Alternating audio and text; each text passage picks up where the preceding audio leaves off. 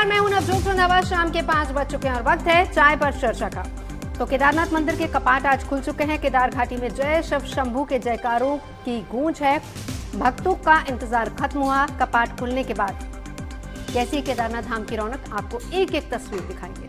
नमस्कार, मैं हर्षिता गुप्ता। स्वागत है आप सभी का चाय पर चर्चा में। आज आपको यूपी के उस एक्सप्रेस वे पर लेकर चलेंगे जहां हमारी वायुसेना का दमखम नजर आया। आज यूपी के इस एक्सप्रेस वे पर एक के बाद एक लड़ाकू विमानों ने उड़ान भरी। तो कैसा नजर आया एक्सप्रेस वे में सेना का दमखम, तस्वीरें आपको दिखाएंगे आगे। नमस्कार, आपके साथ मैं हूं दीपिका शर्मा। बात उस मौसम की भी करेंगे जिसकी मेहरबानी दिल्ली और आसपास के इलाकों पर जमकर बरसी है। सुबह हुई बारिश के बाद मौसम का मिजाज आज कुछ ठंडा हो गया है। तो कब तक ऐसे ही मेहरबान रहेगा ये मौसम, इसकी भी चर्चा करेंगे। नमस्कार, मैं खुशी गुप्ता। चाय पर चर्चा में बात उस शादी की भी करेंगे जो किसी मंडप में नहीं बल्कि अस्पताल में पूरे विधि विधान के साथ हुई। तो क्यों दूल्हा बारात के संग पहुंच गया अस्पताल, ये भी बताएंगे। देखिए, पृथ्वी लोक पर भी स्वर्ग कैसा नजर आता है। किसी ने आज ट्वीट किया है, बड़ी सुंदर बात ट्वीट की कि ऊपर से अगर नजर डाली जाएगी तो केदार घाटी को देख लीजिए, केदारनाथ को देख लीजिए, ऐसी ही तस्वीरें आएंगी। स्वर्ग जैसा नजारा हमें नजर आएगा।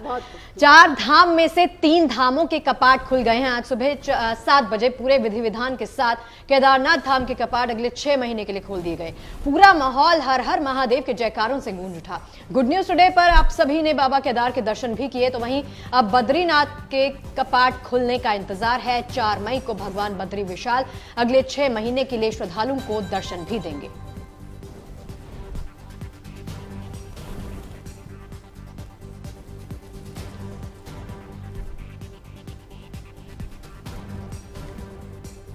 लेकिन जिस पल का भक्तों को बेसब्री से इंतजार था वो आज सुबह अब आ गया है। तो वहां पहुंचे हर आम और खास की आस्था देखते ही बन रही है। केदारनाथ मंदिर के कपाट जैसे ही पूरे विधि विधान के साथ खोले गए, बाबा के दर्शन के लिए हजारों श्रद्धालुओं का हुजूम उमड़ पड़ा। हर तरफ भोलेनाथ के जयकारों की गूंज है। हर कोई इस पावन घड़ी में बाबा केदार के दर्शन कर लेना चाहता है। बाबा के दर्शन के लिए लंबी कतारें और इस बीच वहां डमरू और आर्मी बैंड की धुनों ने पूरे माहौल को भक्तिमय बना दिया। सबसे पहले आर्मी बैंड ने बाबा केदार का स्वागत किया और उसके बाद डमरू टीम ने बाबा केदार के स्वागत के लिए एक खास पेशकश दी। और फिर महाराष्ट्र से पहुंची एक टीम ने भी बाबा के स्वागत में नृत्य प्रस्तुति दी।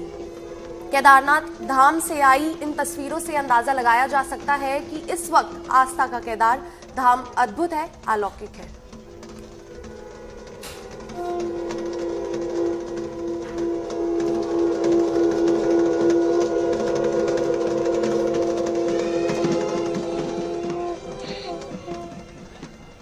तो हिमालय की गोद में बसा हुआ है केदारनाथ। देखिए कितनी खूबसूरत तस्वीरें आ रही। 12 ज्योतिर्लिंगों में से एक है केदारनाथ और आज यहाँ पर कपाट खुल गए। सुबह 7 बजे भक्तिमय माहौल वहां पर नजर आया। बेहद खूबसूरत तस्वीरें वहां से लगातार सामने आ रही हैं। मुख्यमंत्री पुष्कर सिंह धामी भी वहां पर पहुंचे और उन्होंने भी इस दौरान बाबा के दर्शन किए और केदारनाथ यात्रा की शुरुआत अब हो गई है। देखिए, विधिवत तरीके से सुबह जब केदारनाथ के कपाट खुले तो श्रद्धालुओं में उत्साह देखा जा सकता था। 4 धामों में से सबसे ज्यादा लोगों का क्रेज केदारनाथ धाम जाने का रहता है। सुबह भक्तिमय माहौल में जब इस पावन धाम के कपाट खोले गए तो अद्भुत नजारा नजर आया।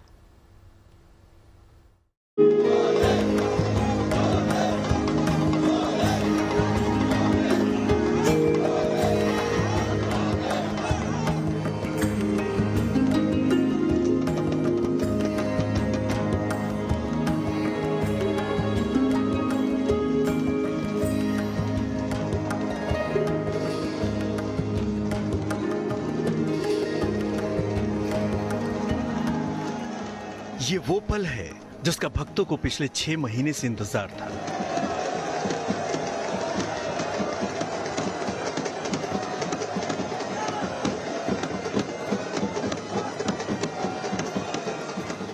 यही वो पावन घड़ी है जिसके दिव्य एहसास को महसूस करने के लिए देश विदेश से सैलानी इस पावन धाम पहुंचे हैं।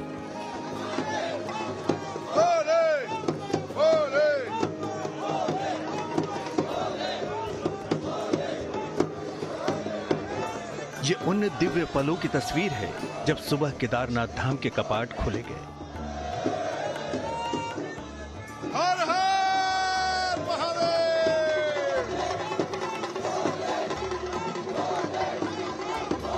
सबसे पहले पुजारियों ने भगवान केदारनाथ का अभिषेक किया, फिर मंत्रोच्चार के साथ धाम के कपाट खोल दिए गए।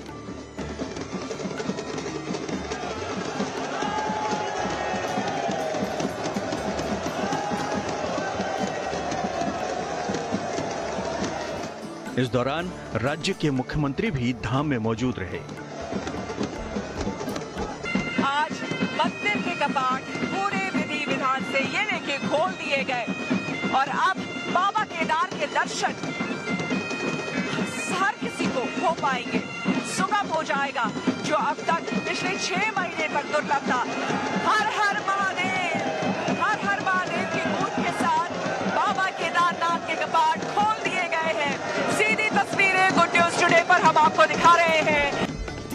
बाबा केदार के स्वागत में मंदिर परिसर में मौजूद सेना के बैंड ने मनमोहक धुन बजाई, जिसे सुन सभी भक्त मंत्रमुग्ध हो गए।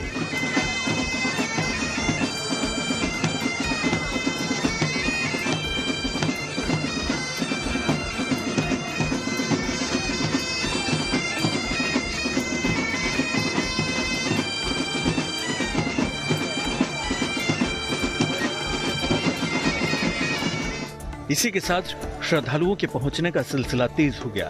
पहले ही दिन बड़ी संख्या में श्रद्धालु मंदिर परिसर में मौजूद रहे।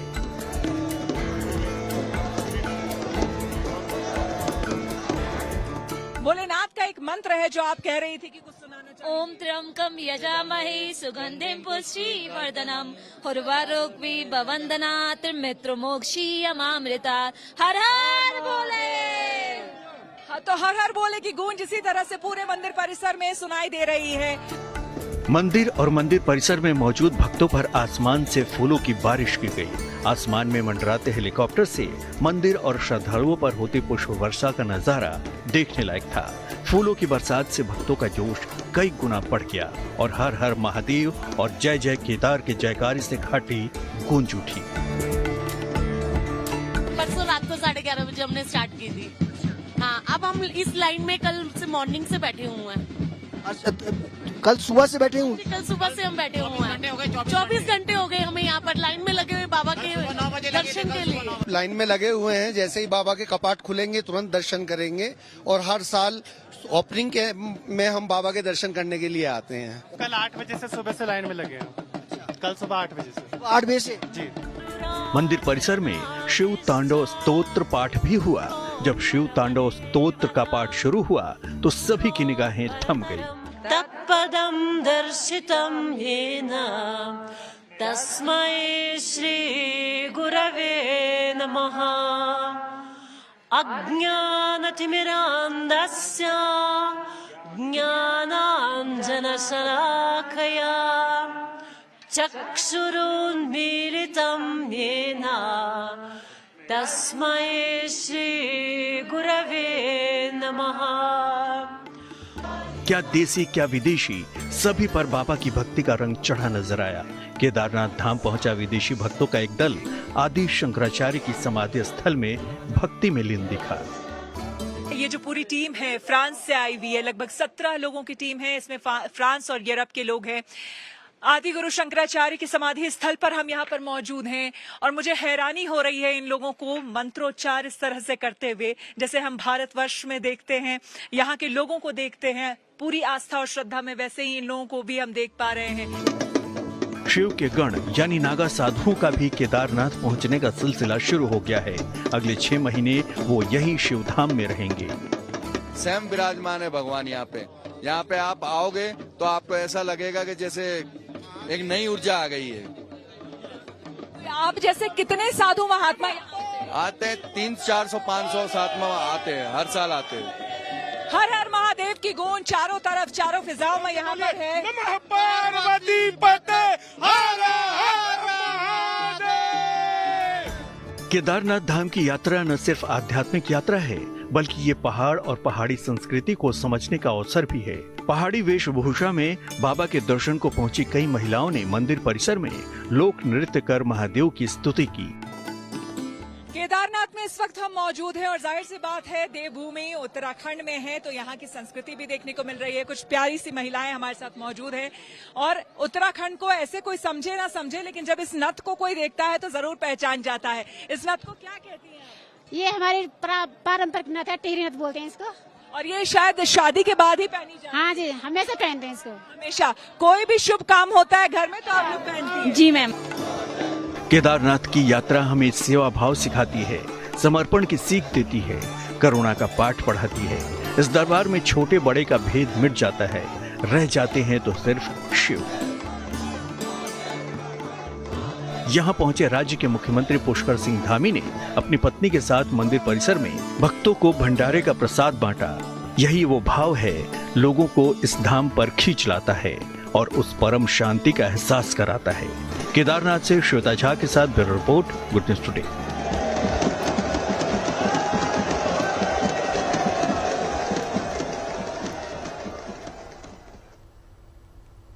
तो बेहद खूबसूरत तस्वीरें। आप तो सुबह लाइव भी थी ना शगुफ्ता? बिल्कुल, बेहद खूबसूरत तस्वीरें। 7 बजे से थी आप? 7 नहीं, बजे मैं 7 बजे से नहीं थी, मैं 12 बजे से थी।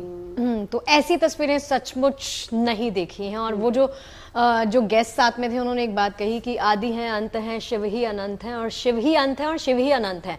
सब उन्हीं से शुरू होता है, उन्हीं पर जाकर पूर्ण हो जाता है। तो आप भी शिव तत्व में ही विलीन हो जाएंगे। आप इस दुनियावी चीजों से ऊपर उठ जाते हैं जब आप उस धरती पर जाते हैं। और जब इस मंदिर को मैंने देखा, तस्वीरें जब सामने आई ना, जब लोग वहां पर मौजूद नहीं थे, जिस तरीके से सजाया गया मंदिर को, वो बहुत ही ज्यादा सुंदर। वो हम कल से ही दिखा रहे थे कि किस तरीके से पहले से ही लोग वहां पहुंचे हुए थे वहां पर सजावट करने के लिए। नहीं, तस्वीरें देखो तो ऐसा लगता है कि काश हम भी वहां होते, लेकिन तस्वीरें देखकर एटलीस्ट ये है कि यहीं से दर्शन हो जाए तो वो ही बहुत बड़ी बात हो जाए। नहीं, बिल्कुल आप जा सकते हैं, बस इच्छा होनी चाहिए। और अभी तो यात्रा की शुरुआत हुई, अभी तो परसों बद्रीनाथ के कैसी लगी नवजोत आपको तस्वीरें? कैसी लगी? बहुत खूबसूरत। आप गई हैं केदारनाथ? खूबसूरत नहीं, मैं गई नहीं हूँ, लेकिन बहुत खूबसूरत तस्वीरें। हम यही तस्वीरों के माध्यम से ही दर्शन कर लेते हैं। पर ऐसे तीर्थ स्थलों में ना मतलब अलग ही आप कहेंगे फीलिंग होती है, और वहाँ पर अलग ही पॉजिटिविटी है। आंखों में मेरे तो आगे बढ़ते हैं। कई तस्वीरें सामने आई हैं और हमारी सहयोगी श्वेता झा ने भी पुष्कर सिंह धामी से मुलाकात की है, बातचीत की है। क्या खास बातचीत हुई है वो भी जरा सुन लीजिए। सभी आने वाले श्रद्धालु तीर्थयात्री उनकी यात्रा बाबा सरल करें, आसान करें, उनकी मनोकामना पूर्ण करें। पूरी तरह से 4 धाम यात्रा अब विधिवत रूप से प्रारंभ हो गई है। 2 धामों के कपाट 30 अप्रैल को यमुनोत्री धाम और गंगोत्री धाम के खुल गए थे। आज बाबा केदार के कपाट खुल गए हैं। 4 तारीख को 4 मई को भगवान बद्री विशाल के कपाट भी खुल जाएंगे और यात्रा हमारी सुचारू रूप से शुरू हो जाएगी। और तीर्थयात्रियों की जो सुरक्षा है वो हमारे लिए सर्वोच्च प्राथमिकता है। उसको ध्यान में रखकर हमने लगातार मॉनिटरिंग की है। हमारा सभी सुरक्षा एजेंसियां सभी पूरी तरह से अलर्ट हैं और पूरी तरह से सारी समीक्षाएं कर रही हैं, सारी तैयारियां कर रहे हैं। 11,500 फीट की ऊंचाई, हम समझते हैं कि सरकार के लिए भी चैलेंज से कम नहीं होता है इतनी ऊपर तमाम सुविधाओं को पहुंचाना। क्या आपको लगता है अभी भी कई ऐसी चीजें हैं जो कि यहाँ पर होनी बाकी है? पूरा मास्टर प्लान आदरणीय प्रधानमंत्री जी के नेतृत्व में, उनके मार्गदर्शन में यहाँ पर हो रहा है। आप देख रहे होंगे सभी काम चल रहे हैं। अगर आप लोग पिछली बार आए होंगे अगर तो आपने देखा होगा कि ये वाला रास्ता जहाँ हम खड़े हैं ये नहीं बना था, ये रास्ता बन गया है। अब सारे सरस्वती घाट बन रहे हैं, हमारे तीर्थ पुरोहितों के आवास बन रहे हैं, स्वास्थ्य के लिए बन रहे हैं, और यहाँ पर जो श्रद्धालु हैं उनके खड़े होने के लिए स्थान बन रहा है। कि ये सभी व्यवस्थाएं की जा रही हैं और तेजी से काम चल रहा है। हमारा प्रयास होगा कि आदरणीय प्रधानमंत्री जी के मार्गदर्शन में जल्दी से जल्दी यहाँ बाबा केदार के धाम का जो है सभी काम जल्दी से जल्दी पूरा हो जाए। इस बार क्या उम्मीद, लगभग कितने श्रद्धालु आएंगे? नहीं, बड़ी संख्या आएगी इस बार। अच्छा माहौल है और पहले दिन ही आप देख रही होंगी कि बहुत आसानी से सबकी यात्रा भी हो रही है और दर्शन भी हो रहे हैं। बहुत धन्यवाद आपका हमसे बात करने के लिए। तो चलिए अब एक ऐसे चेहरे का जिक्र कर लेते हैं जिनको आपने प्रयागराज महाकुंभ में खूब देखा होगा, हर्षाचार्य। याद आया? और ये नाम जब भी आता है तो प्रयागराज महाकुंभ का जिक्र होता है, लेकिन महाकुंभ के इतर भी ये चेहरा आज चर्चा में है। अब जब केदारनाथ धाम के कपाट खुलने का दिन आया तो हर्षा बाबा के इस दरबार में भी मौजूद रहीं। उनसे खास बातचीत की है संवाददाता सुशांत ने। बाबा केदारनाथ धाम पर हर्षा रचरिया पहुंची हैं। मैं आपसे जानना चाहूंगा, दर्शन करने के लिए पहुंची पहले ही दिन?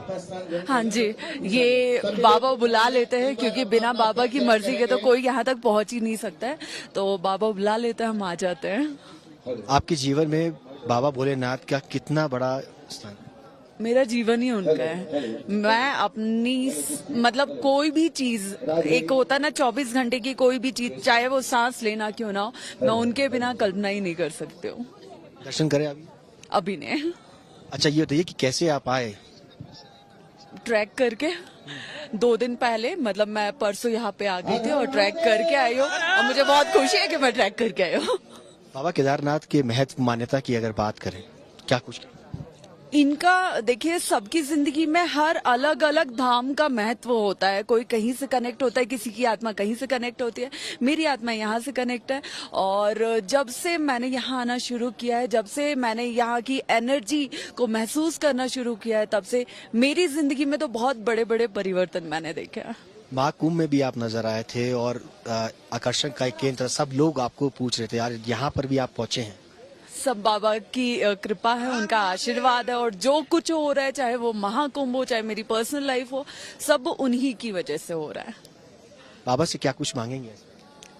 मांगने के लायक उन्होंने कुछ छोड़ा ही नहीं है ना। बिना मांगे अगर किसी इंसान को इतना कुछ मिल जाए, तो मुझे लगता है कि अब अगर मैं मांगूंगी तो मैं खुद में बहुत छोटा फील करूंगी, क्योंकि बिना मांगे वो जो बैठे हुए हैं ना, वो बहुत कुछ दे देते हैं जिंदगी में। 6 महीने का इंतजार होता है और 6 महीने बाद बाबा के कपाट आज खुल गए। ये जो 6 महीने का इंतजार होता है ना, ये जो सही मायने में जिनकी आत्मा जुड़ी होती है ना यहाँ से, उनको पता है कि ये 6 महीने का इंतजार कितना लंबा होता है। क्योंकि ये 6 महीने हम एक एक दिन गिनते हैं कि कब कपाट खोलेंगे, कब हम बाबा से मिलेंगे, कब उनके दर्शन होंगे।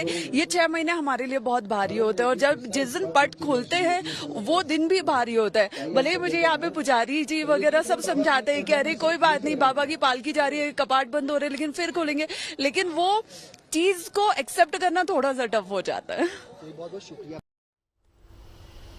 अब देखिए, केदारनाथ के बाद अब भक्तों को इंतजार है तो बद्रीनाथ धाम के कपाट खुलने का, जिसका श्री गणेश हो गया है। भगवान बद्री विशाल के वाहन गरुड़ जी 500 मीटर ऊंची रस्सी के सहारे जोशीमठ के नरसिंह मंदिर पहुंचे। हर साल ये परंपरा निभाई जाती है। कहा जाता है कि भगवान बद्री विशाल के वाहन गरुड़ जोशीमठ के नरसिंह मंदिर पहुंचते हैं, फिर भगवान बद्रीनाथ की डोली यात्रा शुरू होती है। बद्रीनाथ की डोली यात्रा अलग अलग पड़ावों से होते हुए अपने धाम पहुंचेगी। 4 मई यानी रविवार को सुबह मंदिर के कपाट भक्तों के लिए खोल दिए जाएंगे। देखिए, वैसे तो 4 धाम यात्रा के सभी पवित्र स्थल अलग अलग देवी देवताओं को समर्पित हैं, जहां केदारनाथ धाम 12 ज्योतिर्लिंगों में से एक है और ये भोले बाबा को समर्पित है। ऐसे ही बद्रीनाथ धाम भगवान विष्णु को समर्पित है, तो गंगोत्री धाम माँ गंगा और यमुनोत्री धाम माँ यमुना को समर्पित है।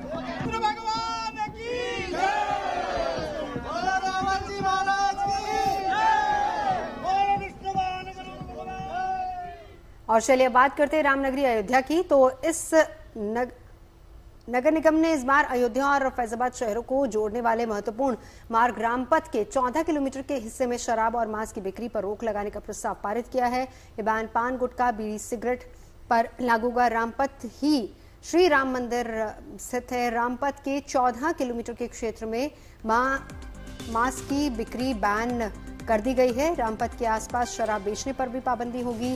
रामपथ के आसपास नहीं बिक पाएगी बीड़ी और सिगरेट, और अयोध्या में पहले से ही शराब और मांस की बिक्री पर पाबंदी लगी हुई है।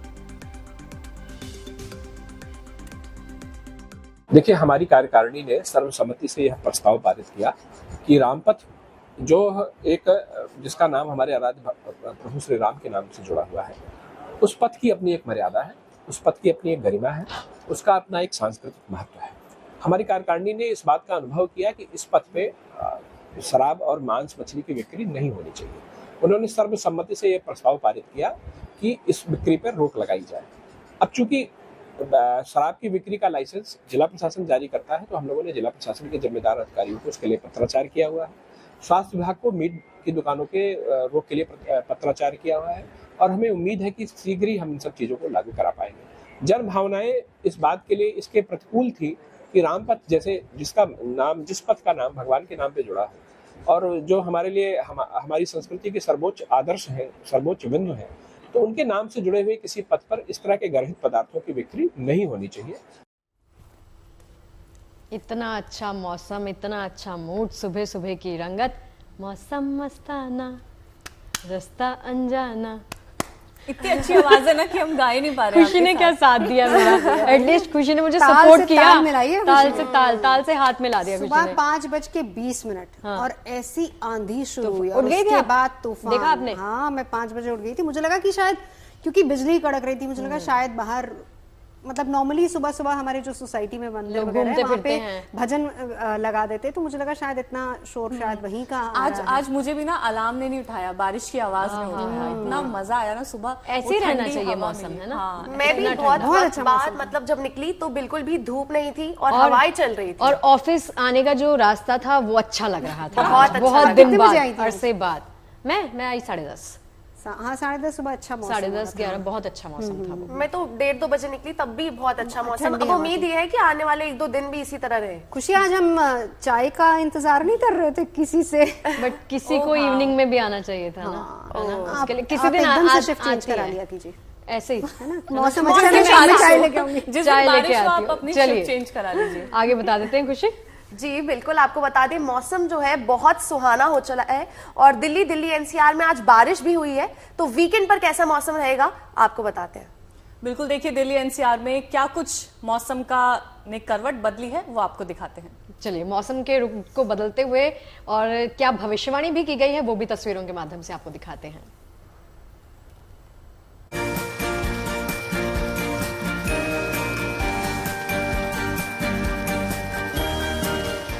और एनसीआर में मौसम ने करवट ली है, जिसकी वजह से लोगों को भीषण गर्मी से राहत मिली है। वेस्टर्न डिस्टरबेंस का इंपैक्ट है, जिसकी वजह से मौसम में एकदम परिवर्तन हुआ। शुक्रवार अल सुबह जब लोग बाग नींद से जागे भी नहीं थे, एकाएक बादलों की गड़गड़ाहट, बिजली की चमक और फिर बारिश की फुहारें दिल्ली एनसीआर को मानो गर्मी से राहत देने आई। गर्मी की तपेश और गर्म हवाओं को झेलते दिल्ली में धीरे धीरे शुरू हुआ झमाझम बारिश का सिलसिला राजधानी को पानी पानी कर गया, जिसने बढ़ते तापमान को लुढ़काते हुए मौसम सुहाना कर दिया। कि अगर अभी की आप बात करेंगे तो अभी देखिए पूरा आसमान में पूरे काले घने बादल छाए हुए हैं। आप ये देखिए हर तरफ जहां भी आपकी निगाह जाएगी इसी तरीके के बादल छाए हुए हैं और लगातार बारिश हो रही है। बारिश एक बार भी पूरी तरीके से बंद नहीं हुई है और ये कंडीशन है पूरे एनसीआर की।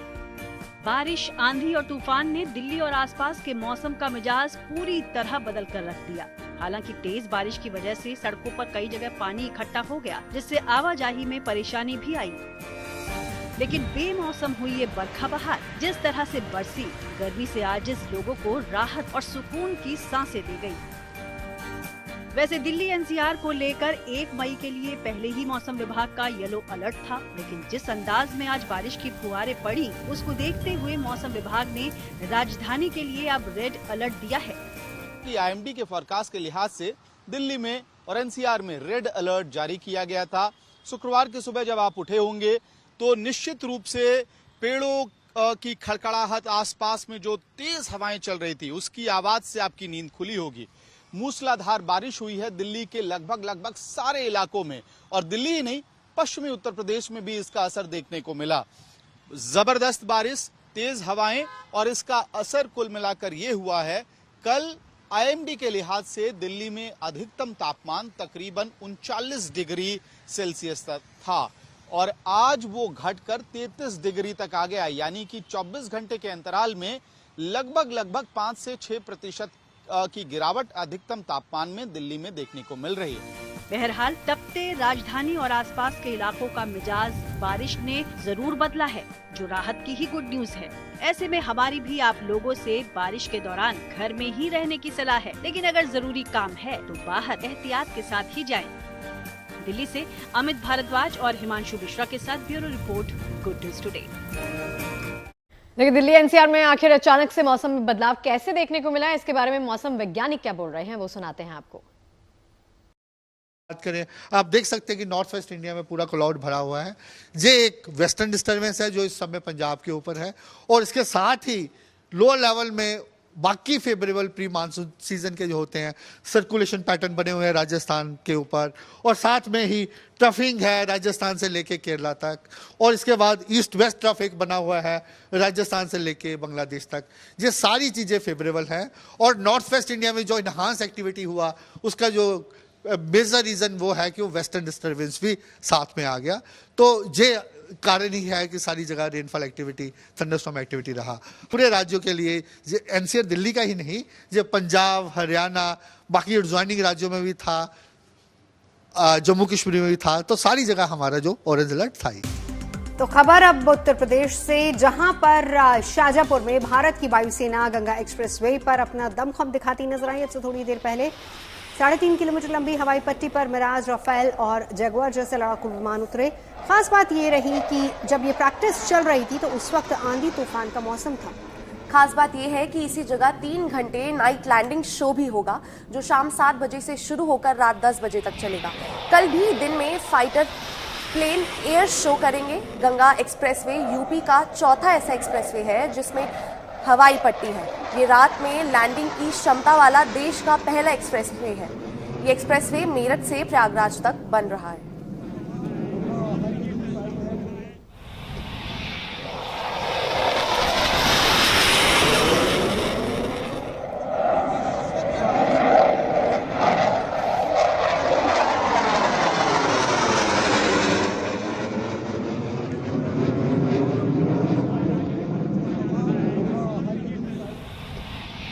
तो वायुसेना ने पहले दिन का अपना पराक्रम इस गंगा एक्सप्रेसवे के इस एयर स्ट्रिप पर दिखा दिया है। तकरीबन दर्जन भर फाइटर एयरक्राफ्ट ने यहां पर टचडाउन किया और फिर यहां से उन्होंने उड़ान भरी। उसके पहले जो भारी एयरक्राफ्ट थे AN-32, इसके अलावा हरकुलियस, इन्होंने भी उड़ान भरा। और आखिर में जो फाइटर हेलीकॉप्टर है उससे, जिससे कि सर्जिकल स्ट्राइक या फिर उस तरीके का ऑपरेशंस होता है, उसमें सेनाओं ने कैसे हिस्सा लिया होगा या किस तरीके से वो आने वाले वक्त में अंजाम दे सकते हैं ऑपरेशंस को, इसका भी प्रदर्शन हुआ। 2 दिनों का ये पूरा कार्यक्रम है जब इसे एक अभ्यास के तौर पर देखा जा रहा है। हालांकि ये नया स्ट्रिप बनकर तैयार हुआ है और कहा यह जा रहा है कि इसको भी टेस्ट किया गया कि ये कितना सक्षम है वैसे वक्त के लिए जब वैकल्पिक तौर पर ऐसे एयर स्ट्रिप की जरूरत पड़ सकती है। तो गंगा एक्सप्रेसवे के इस एयर स्ट्रिप का एक तरीके का टेस्ट और वायुसेना का पराक्रम दोनों आज देखने को मिला। ऐसी स्थिति में जबकि पाकिस्तान के साथ रिश्ते बेहद खराब हैं और कभी भी भारत पहलगाम आतंकी हमले का जवाब दे सकता है, इस आज के अभ्यास को माना यह जाना चाहिए कि कहीं ना कहीं आगे की तैयारी है। लोगों में कौतूहल था और लोगों में रोमांच भी। गौरव गुप्ता के साथ कुमार अभिषेक, शाहजहांपुर। और चलिए, वायुसेना के पराक्रम की तस्वीरें तो आपने देख ली। अब बात करते हैं देश के सरहदी इलाकों की।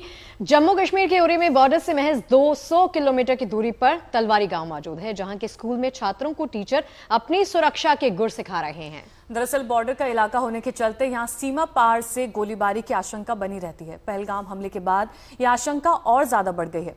इसी के चलते छात्रों को खतरे की स्थिति में बचाव की ट्रेनिंग दी जा रही है।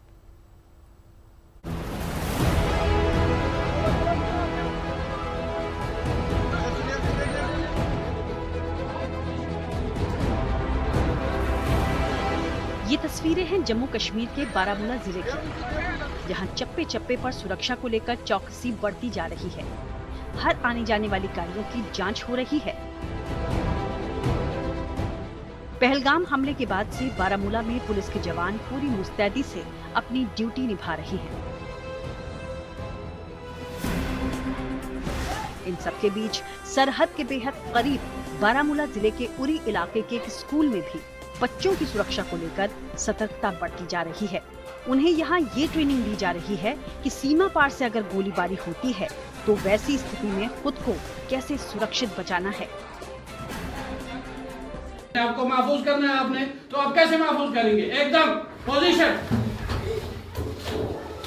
गुड, शाबाश, ताकि अपने आप को सेफ किया जा सके। खिड़की के सामने नहीं रहना है और दरवाजे के सामने।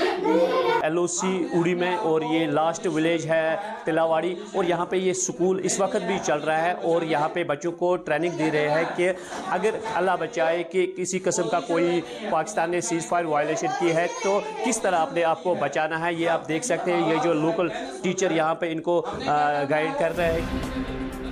शिक्षा विभाग की तरफ से सुरक्षा उपायों को लेकर की गई इस व्यवस्था के तहत तिलवारी के इस स्कूल में किसी भी खतरे की स्थिति से निपटने की ट्रेनिंग दी जा रही है। उरी के तिलवारी में ये स्कूल सीमा से महज 200 मीटर की दूरी पर पाकिस्तानी बंकरों के करीब स्थित है, इसलिए यहाँ बच्चों की सुरक्षा का खास ध्यान रखा जा रहा है। अभी तक हमारा स्कूल बिल्कुल सेफ चल रहा है। बॉर्डर पे होने के बावजूद भी बच्चों को हम ये कोशिश करवा रहे हैं कि ऐसा कोई बात नहीं, अमन है अभी। तो अगर ऐसे हालात खुदा न खास्ता पेश आ जाएं तो आपको अपनी सेफ्टी कैसे करनी है। लेकिन उसके साथ साथ हमारे स्कूल में सेफ्टी का कोई इंतज़ाम, यहाँ कोई बैंकर नहीं है, कुछ नहीं है। जब तक हालात साजगार रहेंगे हमारा स्कूल चलता रहेगा। ये आखिरी स्कूल है बॉर्डर पे है, और इससे पहले जब 18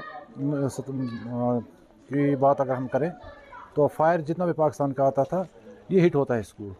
ये बड़ा मतलब एक वीक पॉइंट है हमारे बच्चों के लिए कि ये स्कूल जो है ये हिट हो जाता है।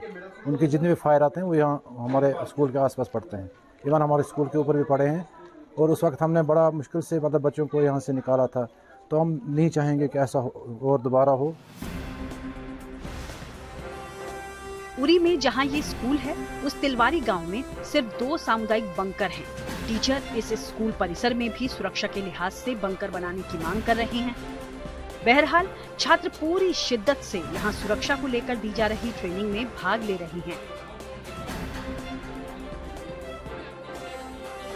ताकि किसी तरह की खतरे की स्थिति में महफूज रहा जा सके।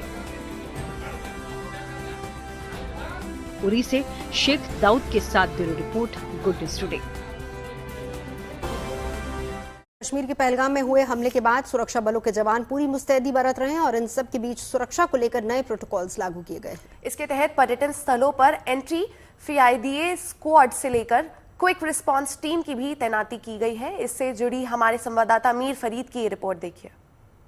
इस वक्त हम गुलमर्ग में हैं और गंडोला फेज 1 में कंगदूरी, और जैसे आप देख सकते हैं इस तरफ अभी भी कुछ टूरिस्ट यहाँ आ रहे हैं, कुछ पर्यटक आ रहे हैं।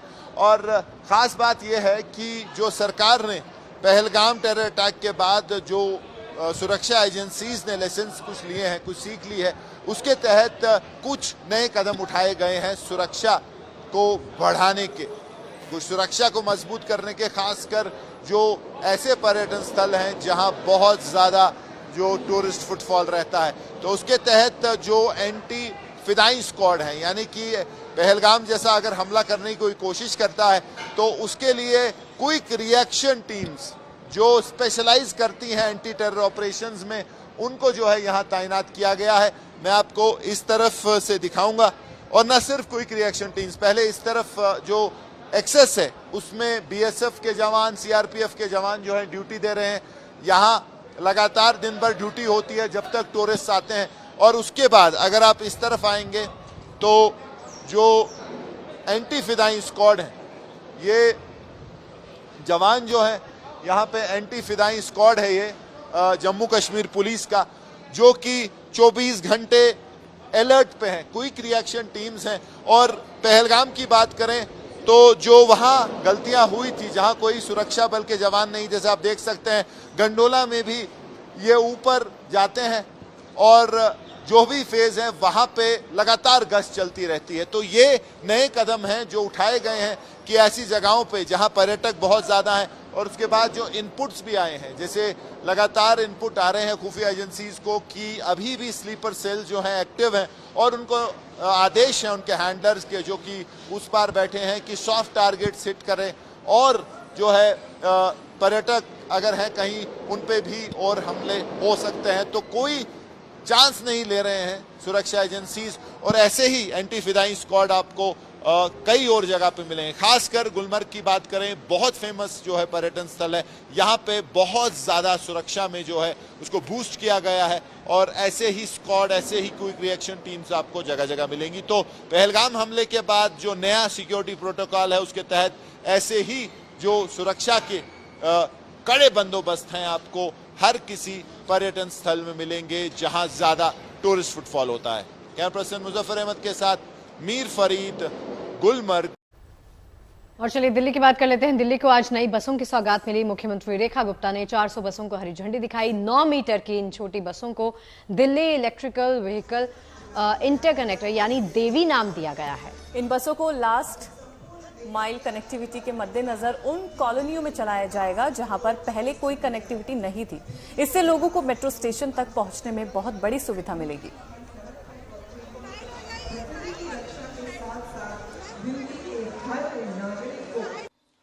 दिल्ली में इंफ्रास्ट्रक्चर डेवलपमेंट को लेकर दशकों से कई सारे दावे किए जा रहे हैं और इनमें से कई सारे धरातल पर भी देखने को मिले।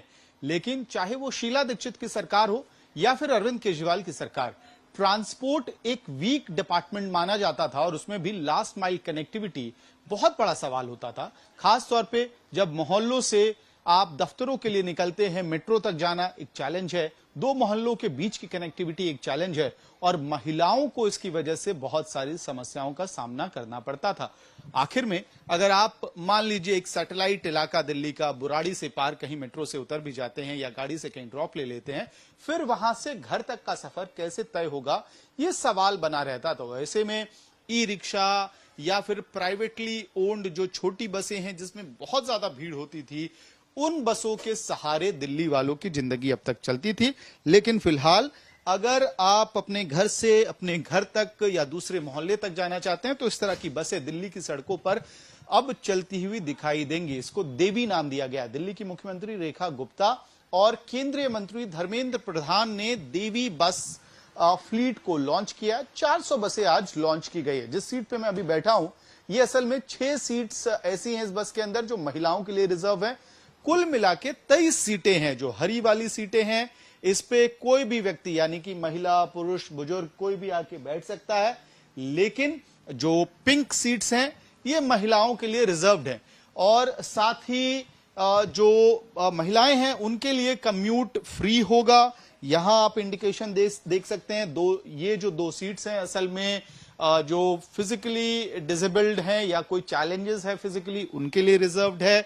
अगर आप देखेंगे जो चौड़ाई है यहाँ पे वो बस की काफी रेगुलर डीटीसी बसेस से कम है। मैं दूसरा कदम लूंगा और तीसरा लगभग चौथे कदम तक ये जो बस की विड्थ है वो खत्म हो जाती है। सीट्स जो हैं वो थोड़ी कम चौड़ी हैं अगर आप रेगुलर डीटीसी बसेस के बनस्पत इसको कंपेयर करेंगे तो, यानी कि विड्थ इसकी इसलिए कम रखी गई है क्योंकि इसे मेन सड़कों से होते हुए तो जाना है, लेकिन मेन टारगेट है पतली गलियों से इन बसेस को निकलना। देखिए एक फ्लीट अभी जो बसेस का फ्लीट है यहां से निकल रहा है तो आपको विड्थ से भी अंदाजा लगेगा कि कैसे जो थोड़ी कनेक्टिंग लेन्स होती हैं दिल्ली में, मोहल्ले की सड़कें आप मानिए, मोहल्ला बस समझ लीजिए इसको एक तरह से, उसमें मददगार होंगी ये बसें क्योंकि इनकी विड्थ कम है और लंबाई भी कम है। तो जो टर्न्स होते हैं उन टर्न्स को मैनेज करना बहुत आसान हो जाएगा।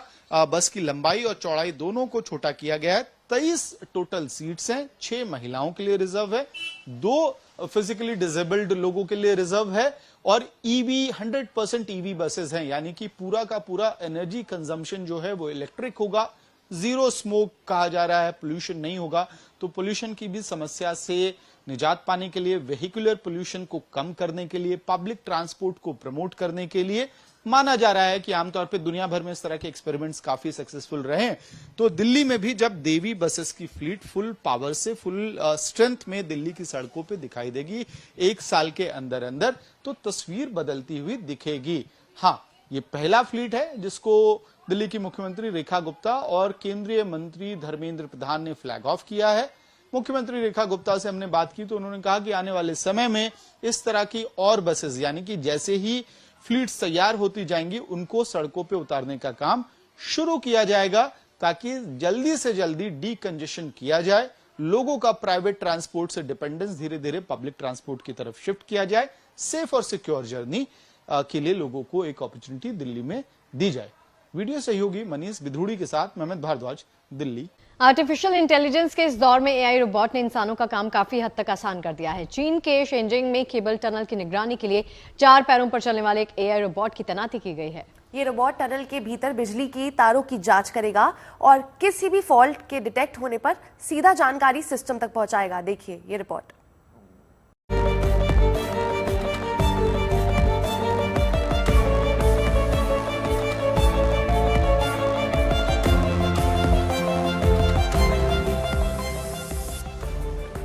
ड्यूटी पर तैनात 4 पैरों वाला एआई रोबोट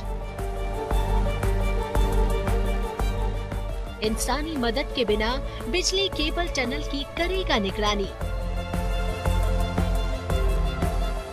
दरअसल चीन के शेंजियन शहर में चियानहाई केबल टनल में एक एआई रोबोट की तैनाती की गई है। टनल के भीतर बिजली के तारों की देखरेख करना है। AI बेस्ड इस रोबोट की खासियत ये भी है कि ये रोबोट जरूरत और जगह के हिसाब से अपने चारों पैरों पर चलता है। इतना ही नहीं, ये AI रोबोट टनल में बिजली के तारों को छूकर उनकी जांच भी करता है, साथ ही केबल का वीडियो भी बनाता है और रोबोट को टनल के भीतर जहां भी गड़बड़ी नजर आती है, रोबोट उसकी जानकारी सिस्टम से भी साझा करता है।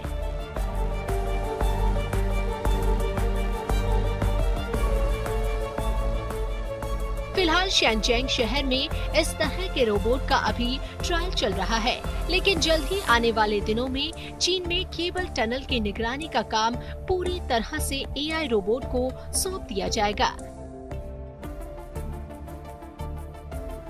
जिससे टनल में न सिर्फ मैनुअल निगरानी की निर्भरता कम होगी, बल्कि तकनीक के जरिए मेंटेनेंस और सुविधा भी बेहतर होगी। Bureau report, good news today.